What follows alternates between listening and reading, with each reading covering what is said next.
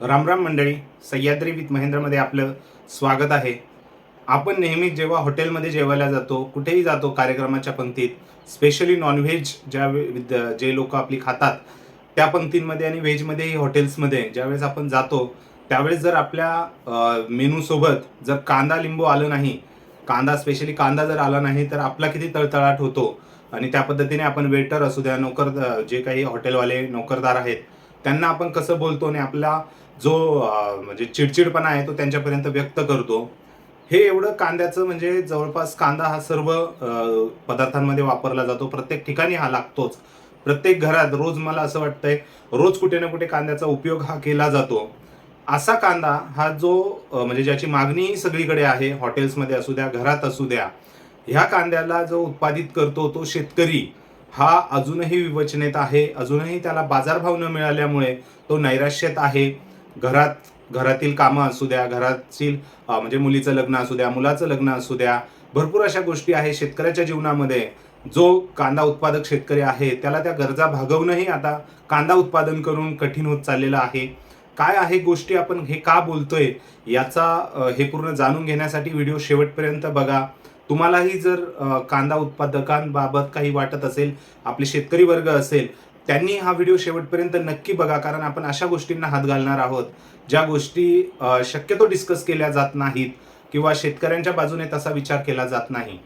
आता सर्वप्रथम आपण बघतोय की म्हणजे विषय घेतोय की हा विषय आपल्या मनात आला कुठून. आता शेतकऱ्यांच्या कांदा उत्पादक शेतकऱ्यांना भाव न मिळत असल्यामुळे ते कर्जबाजारी असतात.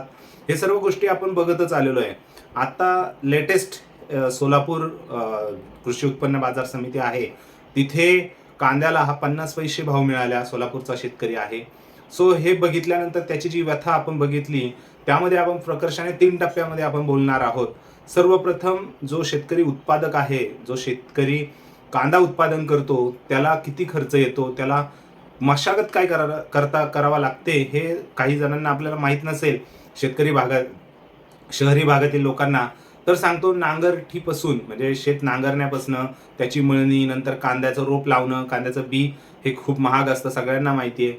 ते कांद्याचं रोप नंतर पुन्हा वाफ्यांमध्ये लावणं, त्यानंतर त्याला खत असू द्या, पाणी असू द्या, खुरपणी असू द्या, या सर्व गोष्टी करून हा कांदा कापणी करून नंतर तो साठवून गोण्यांमध्ये भरून आणि मग तो ट्रकमध्ये किंवा ज्याच्या ज्याच्या साह्याने ने आण करून तो मार्केटमध्ये आणायचा आणि नंतर तो विकायचा. 50 रुपये, 50 पैसे किलो, 1 रुपया किलो, 2 रुपये किलो, 5 रुपये किलो. अजिबात परवडण्यासारखं नाहीये.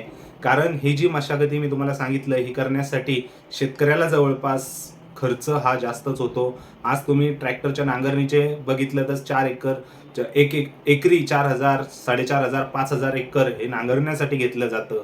त्यानंतर या बाकीच्या मशागती आपण जर बघितल्या, स्वतःचा जो शेतकरी आहे त्याचं आपण कसं नोकरदार लोक जाऊन 500 रुपये, 700 रुपये असं काहीसं घेत असतात, परंतु म्हणजे रोज घेत असतात. कामगार जरी बाहेर गेला कामाला तर 700 रुपये रोज, 800 रुपये रोज. पण शेतकऱ्याचं एवढा खर्च करूनही उत्पादन हे शून्य आहे, म्हणजे कमी आहे, तोट्यात व्यवसाय आहे. आणि त्याने जर स्वतःची मजुरी त्यात लावली तर निश्चितच हे तोट्याहूनही अधिक खालच्या पातळीवर आहे. हे झालं खर्च करण्यासाठी, म्हणजे खर्च किती येतो कांदा उत्पादनासाठी. जर आपण मोठामोठी बघितलं तर 1 रुपये किलो कांद्या मागे त्याचा उत्पन्नाचा खर्च हा 17 ते 18 रुपये हा येत असतो.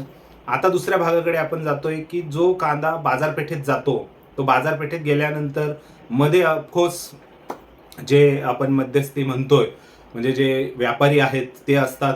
व्यापारी हेही त्यांचं जे भाव आहे शेतकऱ्यांना, तो भाव निश्चितच मागणीनुसार ठरवतात. जर आवक जास्त झाली तर भाव कमी केला जातो आणि आवक कमी असेल तर भाव वाढवला जातो. हे सगळं बघितल्यानंतर व्यापारी हे आत्ताच्या घडीला 2 रुपये, 5 रुपये किलो कांदा खरेदी करतायत. आणि तोच कांदा आज शहरी भागातील आपल्या जे आहेत आपले सबस्क्रायबर किंवा ज्यांच्यापर्यंत व्हिडिओ पोहोचलाय, शहरी भागात जर पोहोचला असेल तर तुम्ही नक्की सांगा आज तुम्हाला कांदा काय भाव आहे. कारण 10 ते 15 रुपये किलोच्या आसपास कांदा आज मार्केटमध्ये तुम्हाला मिळतोय. तोच शेतकऱ्याकडनं 3 रुपये, 2 रुपये, 4 रुपये या पद्धतीने खरेदी केला जातोय. आता तुम्हीच बघा, 3 रुपये जर कांदा खरेदी केला तर 18 रुपयाला जर तुम्हाला शहरी भागात मिळतोय तर 6 पट हा मधले व्यापारी आणि विक्रेते त्यांचा नफा कमवतायत. शेतकऱ्याला फक्त 3 रुपयाला, म्हणजे बघा तुम्ही, जो नफा करतोय तो 6 पट करतोय आणि जो पिकवतोय तो फक्त 3 रुपयाने पिकवतोय. ऑलरेडी त्याला 15 ते 16 रुपये हा खर्च येत असतो कांदा उत्पादन करण्यासाठी. सो हे बघितल्यानंतर कुठेतरी असं वाटतंय ही जी परिस्थिती आहे, ही परिस्थिती शेतकरी आणि व्यापाऱ्यापुरती नाही आहे. यामध्ये सरकारचे धोरणंही खूप म्हणजे खूप आपण म्हणतो काय, खूप म्हणजे निर्णायक आहेत. कारण ज्या वेळेस शेतकरी कांदा विक्रीला येतो त्यावेळेस कुठेही म्हणजे हे सरकार संचलितच बाजार समिती आहेत. सो व्यापारीही त्याच्या अधीन असतात. निर्यात, आवक हे सर्व सरकारच्या धोरणांमुळे या गोष्टी घडतच असतात. सो निश्चितच शेतकरी राजाला अजूनही हे नाहीये स्वतःचा माल बनवलेला किती किमतीत विकायचा, हे सर्व शेतकरी ठरवत असतात. कारण तुम्ही जर बघितलं तर एखादी आपण गाडी बनवतो, बिझनेसमॅन गाडी बनवतात, बिस्किट पुडा बनवतात, ते त्यांची किंमत ठरवतात. परंतु शेतकरी असाच जगावर एखादा उत्पादक बिझनेसमॅन आहे जो त्याच्या स्वतःच्या मालाची किंमत ठरवू शकत नाही. पण एवढं आहे की त्याला तो जो माल तयार करण्यासाठी जे काही बाहेरून घ्यावं लागतं त्याच्या किमती ठरलेल्या आहेत. परंतु शेतकऱ्याला हीच कुठेतरी आकंतिका आहे शेतकऱ्यांची.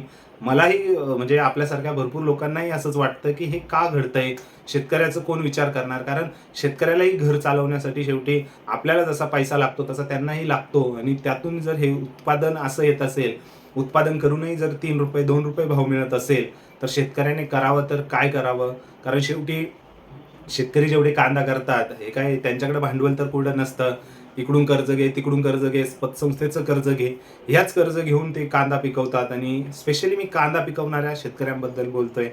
कारण तुम्ही म्हणजे जेवढे आपले आता ऐकताय व्हिडिओ, तो म्हणजे तुमचेही अनुभव मला कमेंट सेक्शनमध्ये नक्की कमेंट करून व्यक्त करा. कारण तुम्ही कुठल्या भागातनं व्हिडिओ ऐकतोय आणि तुमच्या इथे ग्राउंड लेवलवर जे शेतकऱ्यांचे हाल आहेत, स्पेशली कांदा उत्पादकांचे, त्यांचे जे आता अडचणी येत आहेत. कारण पाऊसही अनियमित झालेला आहे. आता एवढा उन्हाळा आहे, दर 15 दिवसाला 2 दिवस कुठेतरी अवकाळी पाऊस पडतोय, नुकसान होतंय, सगळ्या गोष्टी होत आहे. आणि स्पेशल शेतकऱ्यांना अजून एक इश्यू येतोय की म्हणजे तो साठवणी करताना म्हणजे सरकारकडनंही तेवढं हवं तसं मार्गदर्शन किंवा काही गोष्टी उपाययोजना पुरवल्या जात नाही आणि त्यातूनच शेतकऱ्याला साठाही करता येत नाही. त्यामुळे लगेच मार्केटमध्ये हा कांदा आणला जातो बहुतेक शेतकऱ्यांकडनं. सो मला तर खूप असं वाटतंय की ही परिस्थिती चेंज झाली पाहिजे. मायबाप सरकारने याविषयी खरंच यामध्ये गांभीर्याने लक्ष घातलं पाहिजे. कारण असा कांदा जो प्रत्येकाला प्रत्येकाच्या घरात रोज लागतो, बाहेरही लागतो जेवताना, परंतु त्याचा भाव ठरवण्यामागे जे काही मध्ये व्यापारी आहेत ते नफा कमवतात.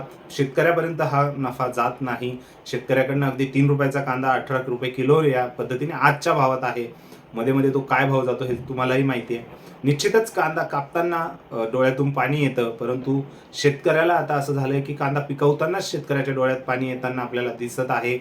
परिस्थिती चेंज करायला पाहिजे मित्रांनो. खरंच शेतकरी जगला तर आपण सगळे जगणार आहोत, देश जगणार आहे. जगाचा पोशिंदा म्हणून आपण शेतकरी म्हणतो. आणि कांद्यासारखा प्रमुख पीक जर शेतकऱ्यांनी हळूहळू घेणं बंद केलं, जर असंच परिस्थिती राहिली आणि कांद्यासारख्या पिकाची जर उत्पादकता शेतकऱ्यांनी कमी केली तर निश्चितच आपण कुठे कृत्रिम कांदे खाणार आहोत का? कृत्रिम कांदे बनवणं आपल्याला शक्य आहे का? निश्चितच म्हणजे जगाचा समतोल राखण्यासाठी, अन्नाचा समतोल राखण्यासाठी खरंच सरकारने पुढे येऊन काहीतरी कांदा उत्पादक शेतकऱ्यांना दिलासा देण्यासाठी ॲटलिस्ट एक्सपोर्ट तरी चालू केलं पाहिजे. त्याच्यावर जास्त निर्बंध न लादता शेतकऱ्यांना त्यातून कसा आर्थिक फायदा होईल हे बघितलं गेलं पाहिजे. निश्चितच माझं तर म्हणणं आहे की एक्सपोर्ट्सवरती जास्त शेतकऱ्यांच्या कांद्याविषयी सरकारने काम केलं पाहिजे. तुम्हाला काय वाटतंय? तुम्ही शेतकरी असाल तर कुठून बोलताय, कुठून आपला व्हिडिओ बघताय आणि या विषयाबद्दल आपण जे बोलतोय त्याबद्दल तुम्हाला काय वाटलंय हे नक्की कमेंट सेक्शनमध्ये कमेंट करून व्यक्त करा. व्हिडिओ जास्तीत जास्त आपल्या शेतकरी बांधवांपर्यंत शेअर करा. आपल्या चॅनलला सबस्क्राईब करा. भेटूया पुढच्या व्हिडिओमध्ये. तोपर्यंत जय महाराष्ट्र.